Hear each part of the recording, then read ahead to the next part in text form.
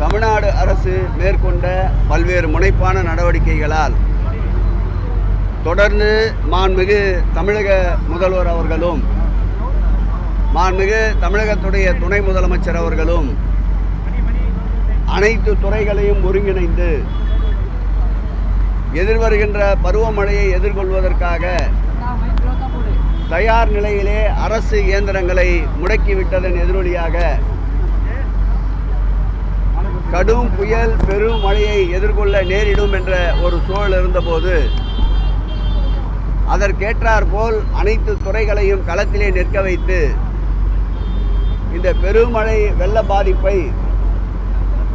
திறமையோடு நிர்வாக திறத்தோடு செயல் திறத்தோடு வெற்றி கொண்ட ஒரு அரசாக இன்றைய அரசை நடுநிலையாளர்களும் பொதுமக்களும் பாராட்டி கொண்டிருக்கின்றார்கள். மாண்புமிகு தமிழக முதல்வர் அவர்கள் அமைச்சர் பெருமக்கள், நாடாளுமன்ற உறுப்பினர், சட்டப்பேரவை உறுப்பினர், மக்கள் பிரதிநிதிகள் ஆகியோரை மாத்திரமல்லாமல் திராவிட முன்னேற்ற கழக தோழமை கட்சியை சார்ந்த நிர்வாகிகளையும் களத்திற்கு அனுப்பி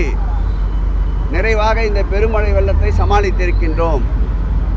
ஒரு சில தாழ்வான பகுதிகளில் இந்த மழைநீர் வெளியேற்றுகின்ற பணியை மேலும் விரைவுபடுத்துவதற்காக அந்தந்த மாவட்டத்திலே இருக்கின்ற அமைச்சர்களையும் மற்றும் மக்கள் பிரதிநிதிகளையும் முடக்கிவிட்டிருக்கின்றார்.